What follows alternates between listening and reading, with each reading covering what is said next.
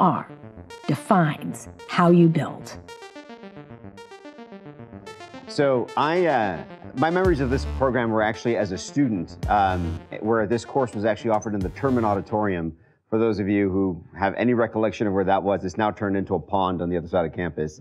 But I remember sitting there as a student and just sort of listening to all these amazing speakers. I am not the amazing speaker. These two gentlemen here are. I've asked John to come all the way from Michigan to actually join us this afternoon, and Raj from just down the street. I know them in different capacities, and Raj and I used to work together at Mayfield, which is a venture capital fund, and I'll let him talk to you about that. And John and I are on an advisory board on Phillips Petroleum together, so it's really interesting. Two completely different perspectives, but one common theme, which is the future of transportation. So we're really excited to have this conversation. But before we get going, I'd love for Raj just to kind of, a couple minutes about yourself and, what you've been doing lately at Lyft. Yeah, so great to be here. I was a mechanical engineer twiddling around in the mobile robotics lab in Carnegie Mellon back in 1992. Lo and behold, after doing a long career in internet entrepreneurship as well as being a VC at Mayfield, I'm back in robotics kind of because I'm running our autonomous business. And we have, as you mentioned here, a facility with about 300 people that we're building out the full hardware software system for self-driving, in addition to some other things I can talk about. But anyway, so I've been an entrepreneur, started a company called Snapfish, an online photo service. That's a long story over a beer where I sold it once, lost a lot of money, and then bought it back again, and then sold it again to HP. And then there was Mayfield for 7 years. I was really fascinated by network effect businesses where you could potentially increase the value of every person on it by other people using it, because that builds a real true competitive moat. It's hard to build competitive moats today. Intellectual property is not as much of a moat as it used to be. So that's been an exciting 7-year stint there, working alongside people like Pedram was amazing. And then I started another company in the fitness space, which was called FitMob, which kind of inversed the fitness model. Again, a separate beer conversation, probably not here. But had to iterate that 3 times and finally got it to work and merged it to ClassPass, which is now the largest fitness subscription service that's out there. And the interesting thing that happened in terms of how did I get involved back into this, I led the Series A in Lyft, which was Zimride at the time. So I was there when the company was about 20 people. And I did that because I was as much passionate about also climate change and making a difference. And I thought, why in the world are there all these cars where only one person's in them? So they're 75% unoccupied running around. And I've also read enough to know that if you add more cars and more roads, it doesn't solve the problem. And so I thought there was a better way there, which is why I invested in that. But then after FitMob and ClassPass, I was thinking about what to do, and I came over to Pedram and to Stanford in particular, and spent some time here and realized that, and I really wanted to make a difference on climate change. It was 2016.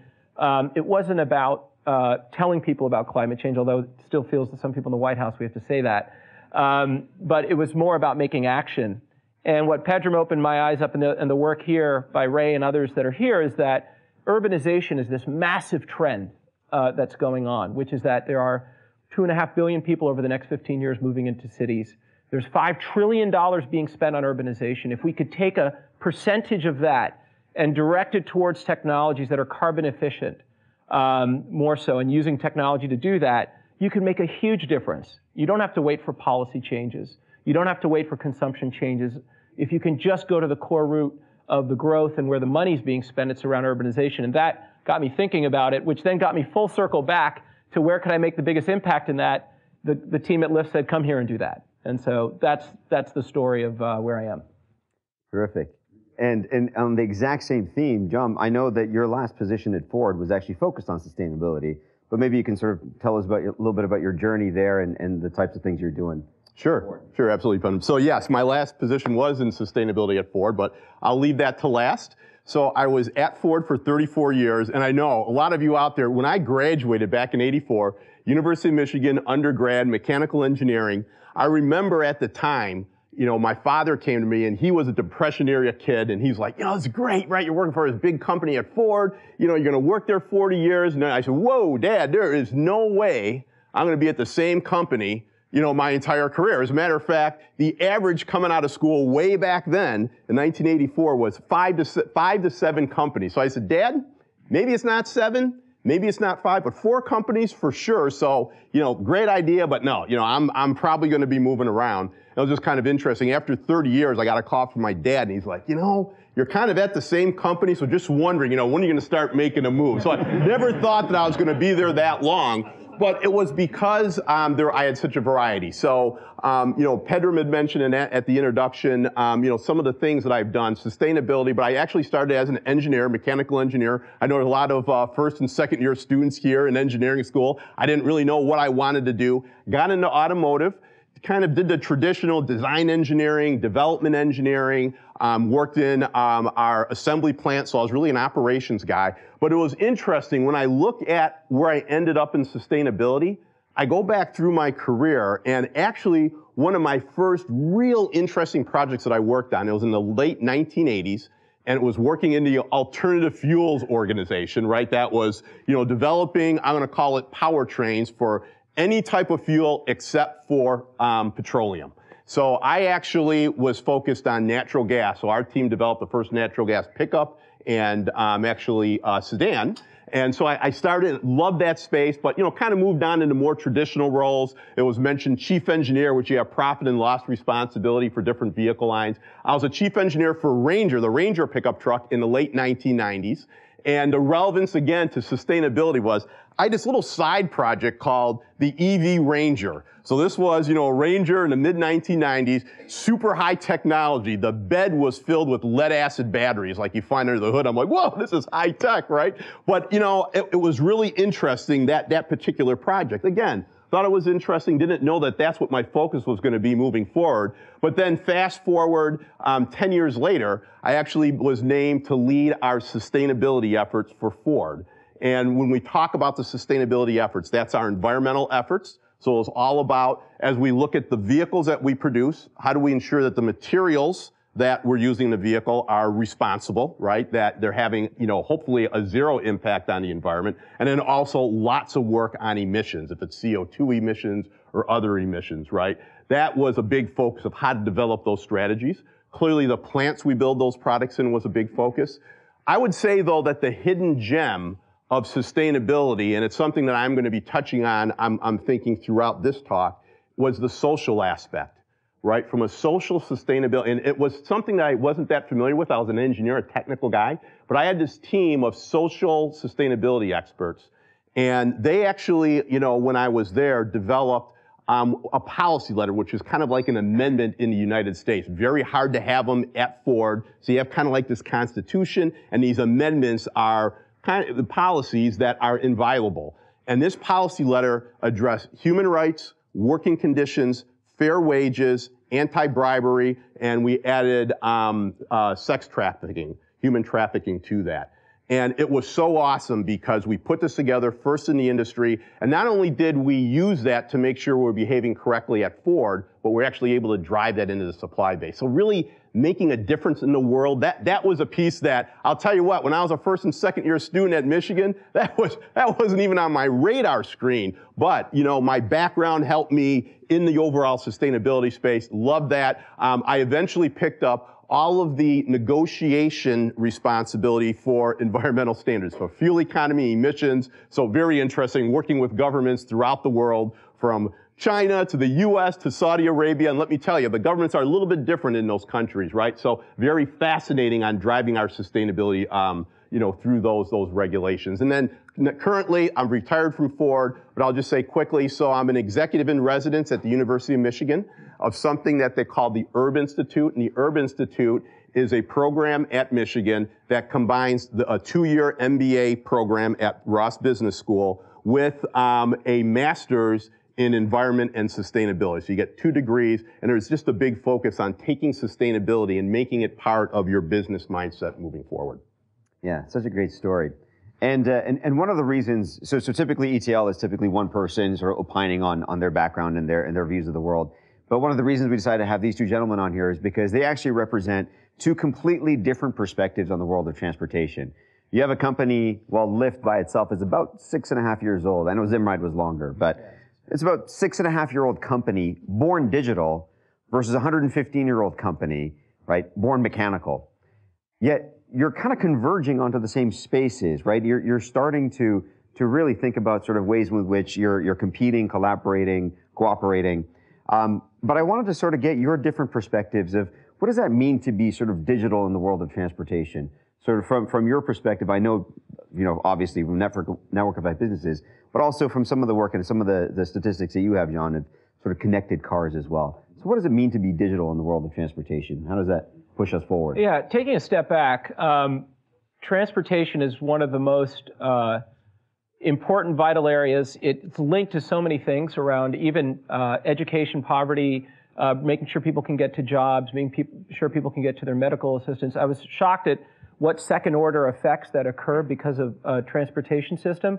And it is the industry which now is going through probably the biggest upheaval that has ever been there since the car was there. And one point of history is that when the Model T, which you guys are responsible for, thank you very much, was first created and mass production came to being, you could see this picture in the I forget the exact, early 1900s of Easter Parade in New York, and there was just one Model T, and it was all horse and buggy. Right. 13 years later, no internet, no social media. 13 years later, it was all cars and one horse and buggy that was there. And it's amazing how quickly and that technology disseminated because it's so vital and so important. So what we're seeing now with the advent of digital and a whole bunch of other things that are there as well as AI, and that we're going into another revolution that's right now, it feels like it's going to be happening slowly. And like most things, like you look at the mobile revolution, it's going to hit like super aggressive and turn everything that's there. And the reason is not just because there's technology and we can do it. It's because we're facing a fundamental problem. Americans spend more on transportation than they do on food. It is the second largest expense aside from housing. 90% of the way that Americans move around is through a car. Their car is utilized, no offense to the car industry, and I think I feel good talking about this here with Ford because I think Ford gets it and Ford is moving in the direction. But a car is utilized 4% of the time. 96% of the time it's sitting and not being utilized. And when it is utilized, it's 75% unoccupied, as I mentioned before. So we have this asset that people are spending a lot of money on that is also responsible for, unfortunately, there's significant amount, 94% of accidents are caused by human error. We have emissions problems that we've talked about before, and of course congestion of adding more cars and urbanization, 2.5 billion people moving into cities. So when you add all that up, it's not just technology, it's that we have to have a solution. We need a solution in the next 10 to 15 days. And it just so happens that the building blocks are here now, which is on-demand technology. The word that's often used about the future of automotive transportation is CASE, C-A-S-E, which is connected, autonomous, shared, electric. And the thing that I will say right now is that if you just have one of those technologies, it's not going to work. You need all four for the system to work, for us to fundamentally rewire the transportation system in the world. All four must be there, because if you just have autonomous, you'll just end up with a lot more cars. And that won't necessarily solve the problem, so you need shared. If you have autonomous and shared, you're still generating emissions. And we can't even afford, one more ton of carbon into the atmosphere than we've already been putting in. So you need all of them that are there. And so that's what I believe represents this huge change, is that atoms and bits are coming together. It's not just about digital. 2 years ago, we were an app, and you would just connect to drivers that are out there. Now, we have 35,000 cars in our fleet, and we're building hardware up the street. So our world has become Ford's world, and Ford is getting into software. I won't speak for Ford, but you can. You're doing pretty good, right? You must have studied up on us a little bit, Raj, but no, that's good. Very good. What's your view from the Ford perspective, John? So it's interesting, and Raj and I did not talk before this particular class, I swear to you, but I'm so glad you brought up Henry Ford, so thank you for that little plug. I'm going to refer you to the graphic up on the screen, because the connected piece and data in particular is really, I think, changing the transportation industry. So if you look up at that graphic, it said, every minute in the United States, 30 new vehicles were sold. Well, I'll tell you, right, if you go back in the recent history of even the automotive sector, it was all about selling the box, right? I mean, that's what we did. We sold the box, and it was it. We sold that box. And, there's quite a few that were sold. However, what we have been realizing is what Raj brought up, right? Look at that right side, right? You sell the vehicle one time. People are only using that vehicle every so often. When they're in the vehicle, though, look at that. There's a lot of miles being traveled. People aren't necessarily from a personal ownership just buying their own vehicle, but they're moving into shared rides because they're saying, hey, I need transportation, I need mobility. Maybe I don't need to buy a vehicle. So maybe vehicle ownership is changing. And does the auto industry need to start thinking about not just selling the box, but also the use of the vehicle, getting into those types of businesses? And then clearly from a data standpoint, there is so much data being generated right now. And when you think about the goodness of how that data can be used, right? And Raj touched on a lot of different elements, right? It could be the element of data use in terms of smart vehicles for lower emissions. Clearly from a connectivity standpoint, vehicle to vehicle, vehicle to infrastructure, you could really address safety concerns and address the accidents. When you talk about vehicle to infrastructure, how are you linking in with other entities outside of the industry to ensure that that data is being used by cities to help out with congestion? So I think that there's huge opportunities from a social standpoint to use data moving forward. From a business standpoint, just to throw some numbers out there. So to produce the box, automakers throughout the world, and you name it, if it's US automakers or European or Asian automakers, 6 to 12% profit margin is considered, at the high end, 12% is considered really good, right, in terms of building that box. When you talk about getting into the services, and I know Raj is probably not going to divulge the profit margin of Lyft, but I'll tell you what, when we look at the profit margin associated with the use of the vehicles, right, it's 20% profit margin easily and higher. So when you think about that, if people are moving more toward those types of vehicle uses, the profit margin's a lot higher. We have all this data available to do some amazing things for customers and for services. The industry is really starting to say, we want to get in on that right-hand side, really use that big data to our advantage. So in terms of just using the data to the advantage, I just want to touch on this point and the point that you made before, which is sort of the social impact, right? And so let's just dive right into that. Transportation makes such a huge component of our lives, right? And we don't really think about it much here because there's so much around it, and access to cars and vehicles and ride shares. But there's a huge swath of the world right now that really has not necessarily been taking advantage of all of these technologies. How do you see sort of the world of transportation, not only touching the developed ecosystems, but also the developing ecosystems, from just the social perspective? And where do you see the future going there? Yeah, so really good question, Pedram. And I'm going to reference Henry Ford as well, if I could, Raj, okay? You're allowed. So I'm going to reference Henry Ford because I'm going to take us to where transportation hopefully is going, and it could have a big impact from a societal standpoint. So kind of going back to the time of, Henry Ford, Model T, $5 a day wage. When you talk about having a societal impact, a positive societal impact, clearly you could say, yeah, that was very positive, right? I mean, doubling the daily wage that other industries needed to follow really helped build up the middle class.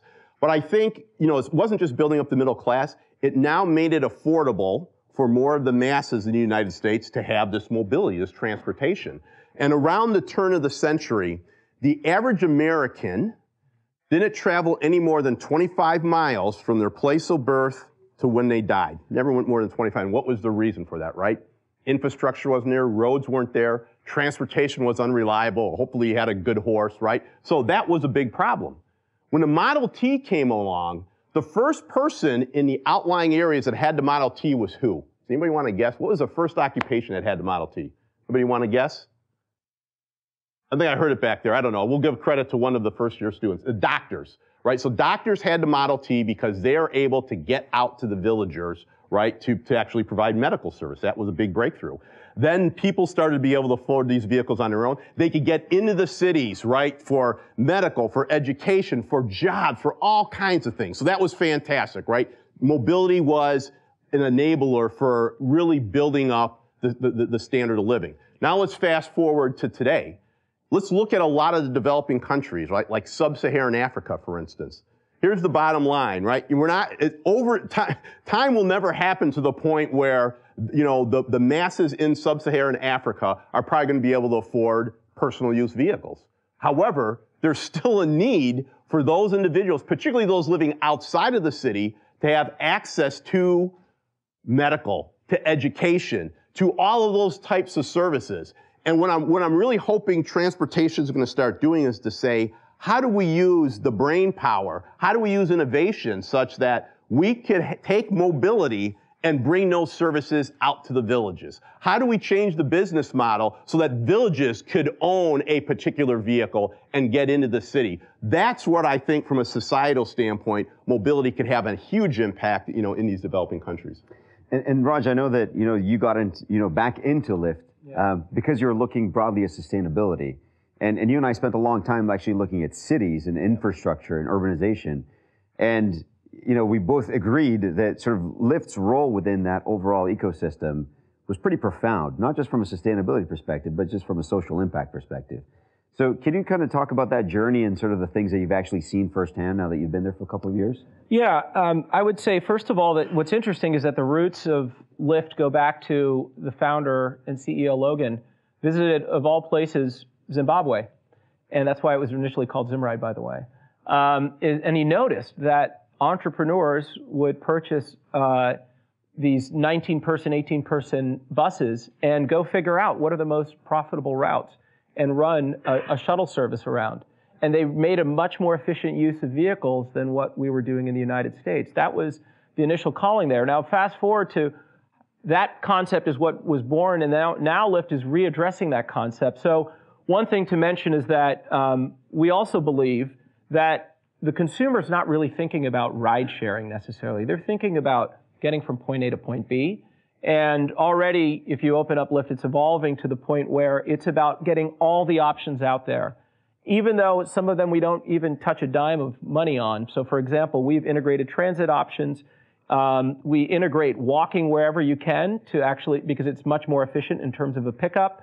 And then there's bikes and scooters that have also been put in, which are an efficient way, short distances if you're going yourself and the weather can support it in doing that. So what we're seeing is bringing that whole set of solutions is really what unlocks the connection with the city and being able to get in all the different areas that you need to go in doing it. So I would say that, that initial idea that he had going then to the efficiency that's there, one of the other things we've done is how can we, and this is something that hasn't happened, but we're thinking about how can you do things like reinvent what buses are. So providing efficient transportation to people, especially those that can't afford it, has been done basically through government subsidy, where you're running these very large buses, 60-person buses, at demand times that don't necessarily need it, but you need to make sure that you can hit every community. It's really important.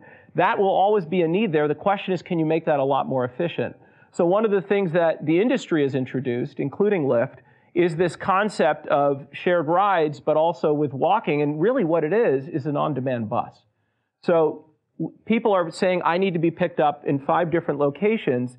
And what we're doing automatically is saying, okay, you walk 2 minutes, you walk 3 minutes, you walk 4 minutes, and we're making virtual bus stops, and we'll pick you up along the way, which is a lot more efficient than going point to point to point, which would take too much detours, and you won't get the same matching efficiency that's doing it.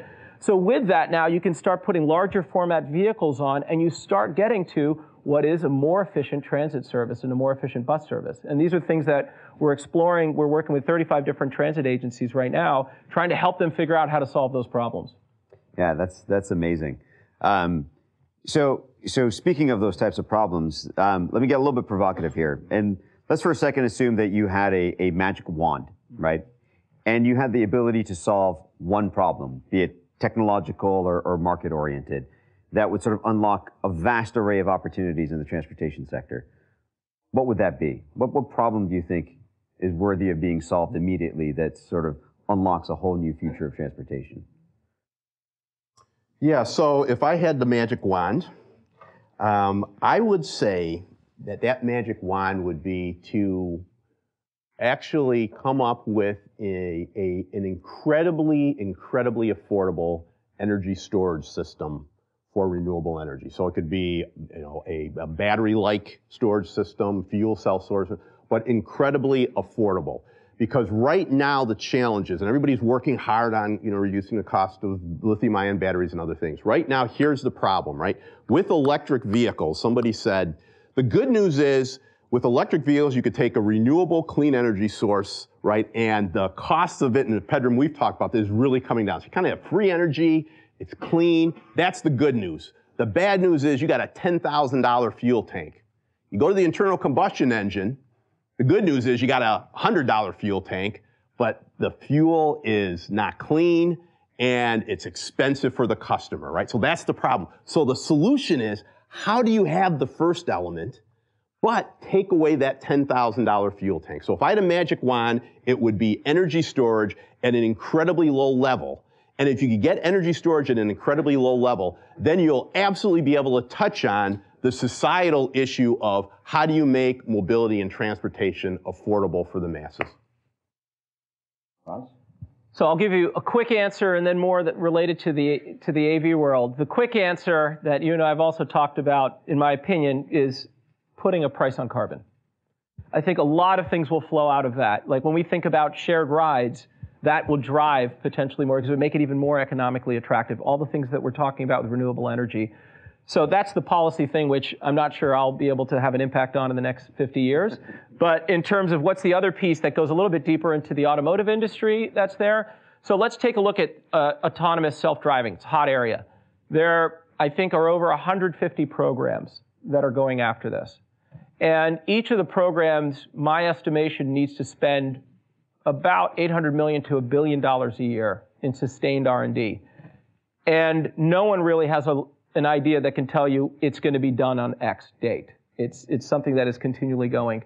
You look at the amount of money going into that, and you wonder why. Like, why is it all going into that? Well, it makes sense if you think about it from a venture capital perspective. This is a $2 trillion market.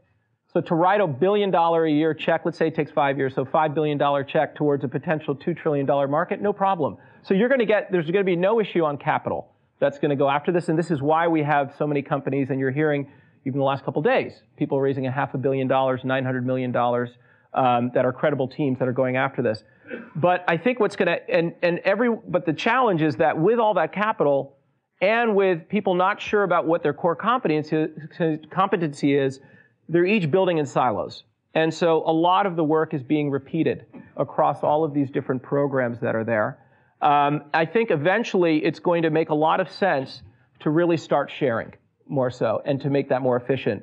And I don't think we're there yet in 2019, but I'm hopeful in the future, and especially when it comes to safety and thinking about the lessons that one program has learned, sharing those out so that the others can learn this. The airline industry has done this successfully, where if there's a safety problem with a plane, it gets broadcasted out to every single airline and every single person in the supply chain, and they figure out the solution and they solve it because they don't want to make safety a differentiator. I don't think that's where we are today, but I'm hopeful that we also won't be there. And so the ability, making that sharing happen, I think is going to be critical to an efficient and safe future.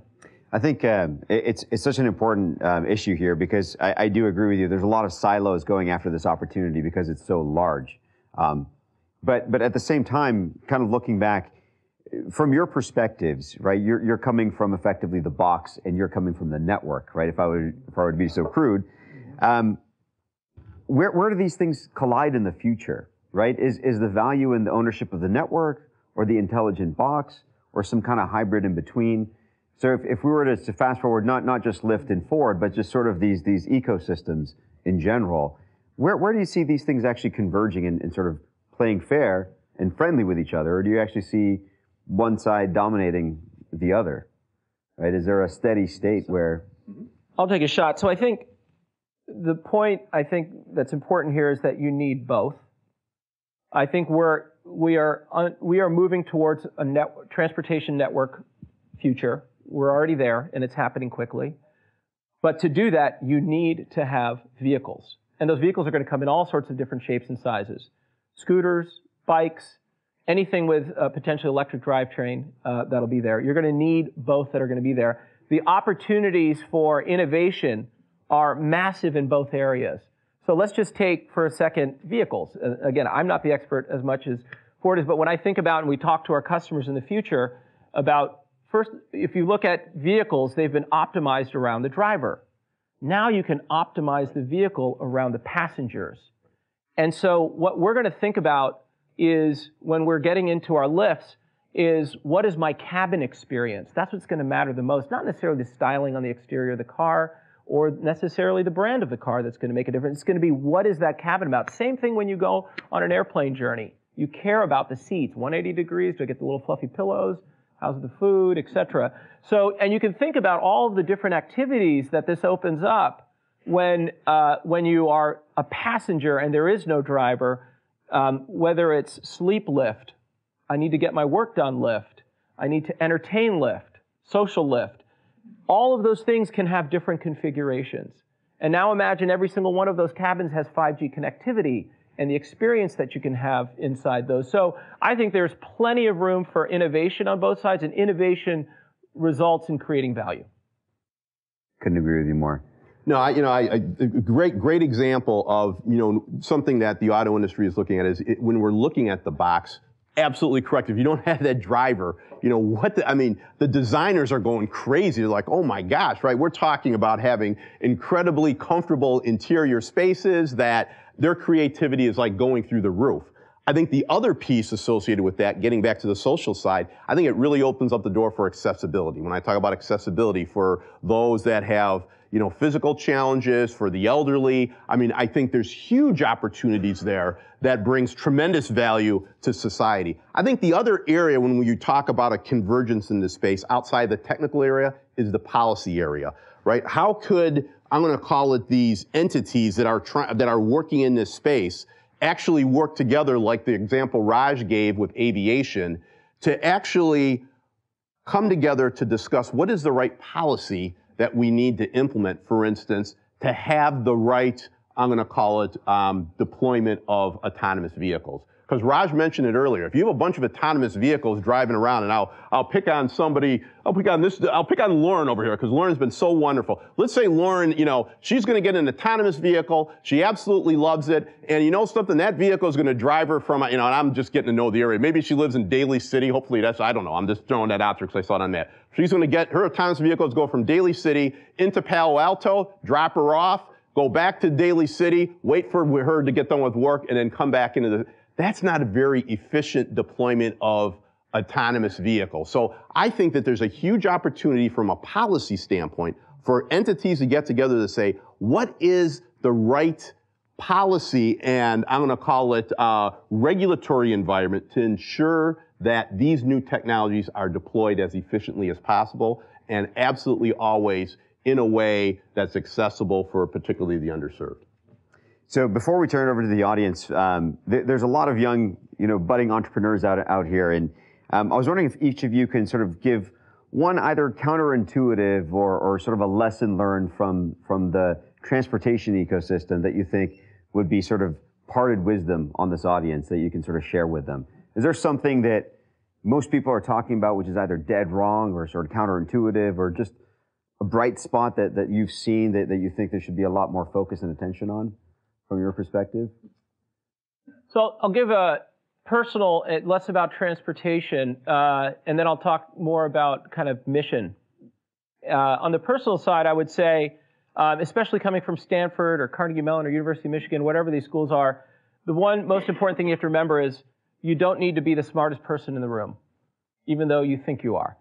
What really is going to be successful is when you capture what is going to be benefited from the other people that are there, and that you don't have to have all the answers in doing that. That, I think, takes a lot of pressure off, and because the world is about collaboration. It's not about a single person that's going off and changing the world. That's rarely ever the real way things happen.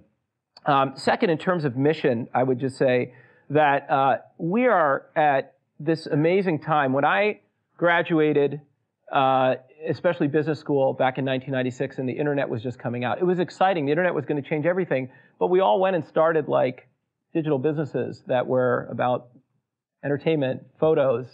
These are important things, but not super important. Right now, the opportunities in front of you all are around to change the world and have impact in a significant material way. So don't shy away from that. And I respect the people that came out of Stanford to start Snapchat, but don't start another Snapchat. John, your take? Yeah, first of all, something that Raj mentioned that I absolutely want to reiterate, and that's passion. For whatever you get into, have passion for what you do. And if you're getting into businesses, I just go back to, you could work for amazing companies that are producing amazing products, that are making a lot of money for those companies, but think about, how your insights could actually help make a difference in the world as well, outside of just making money. And regardless of the discipline you're in, you could always be making a difference in the companies that you're in, either from an environmental or social standpoint. So absolutely go after that. In terms of something that's counterintuitive, I think, maybe I'm dreaming too much at night now that I'm retired and I got, a lot of freedom in my mind. I don't know. But, when I think about the big breakthrough in mobility and transportation, I'm thinking it's going to come from a group of entities that we're not even noticing today. I think there's just going to be this very creative group figuring out what's really required in the future in a non-traditional sense, and they're going to be the ones that are going to be coming up with this amazing breakthrough in mobility and transportation. Awesome.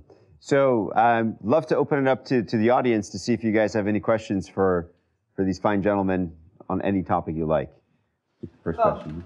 2 questions. If I'm a business, am I going to be paying for autonomous vehicles to go pick up my customers, bring them to me, and market to them on the screens while they're on the way?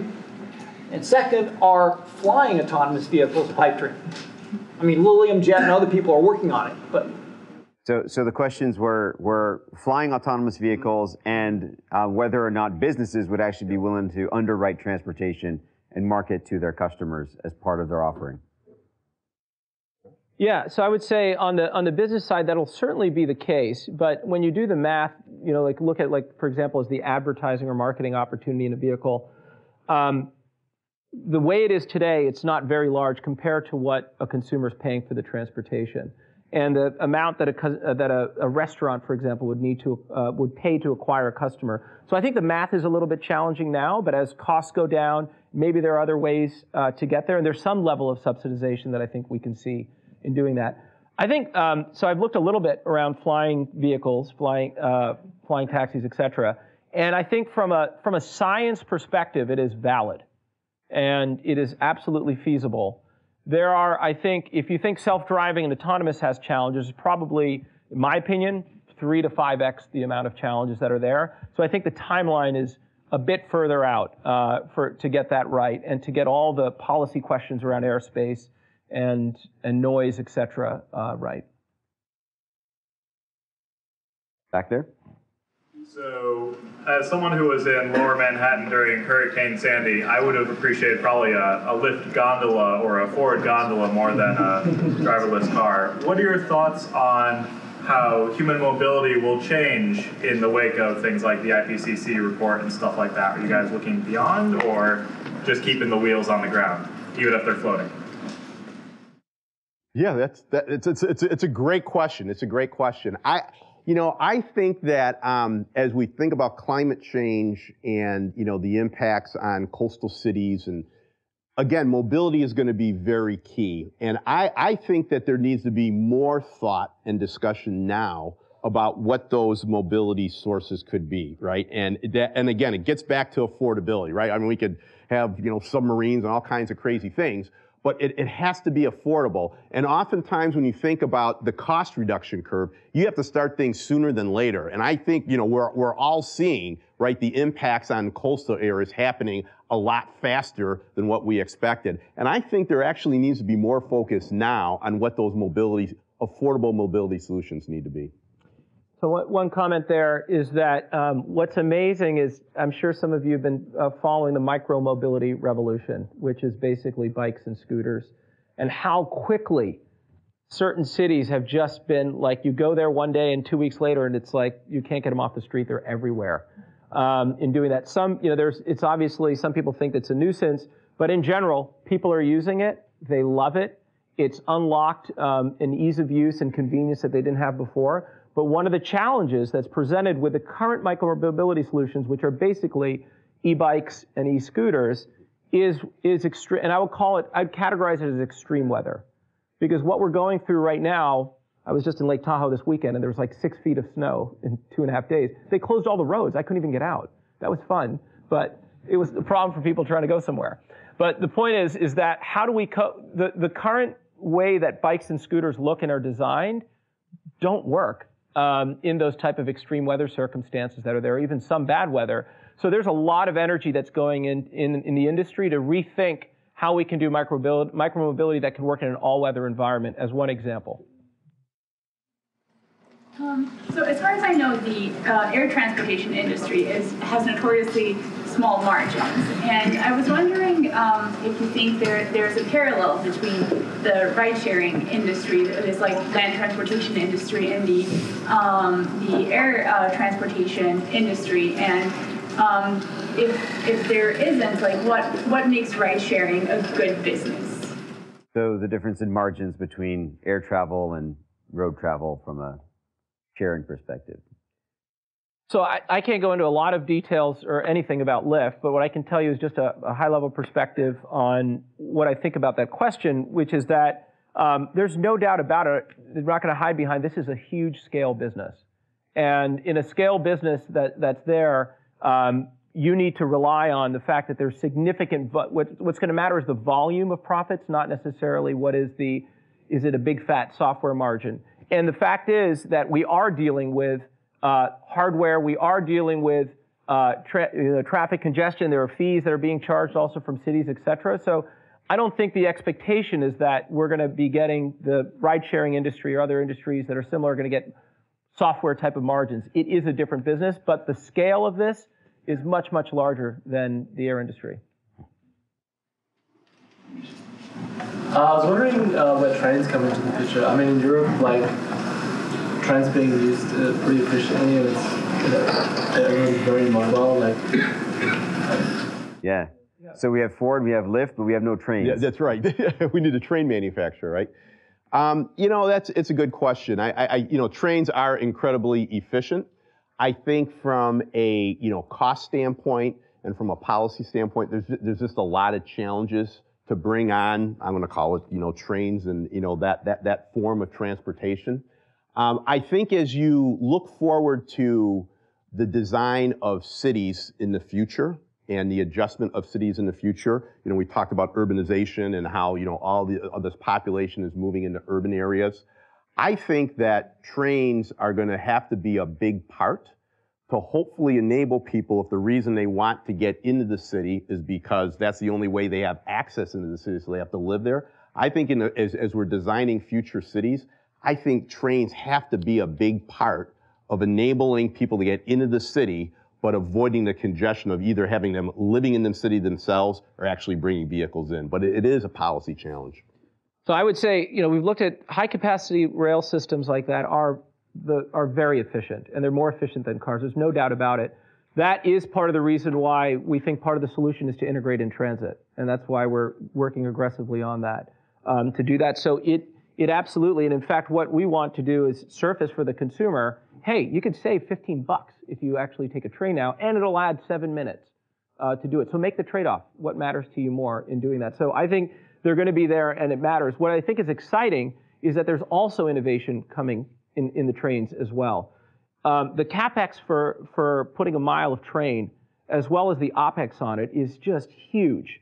There's so much technology that could be applied to bring both of those factors down, which can make it more affordable, which is, I think, part of the issue. So I would say that the transportation industry hasn't put enough attention on that, but I know that it's being worked on, and it's an exciting area.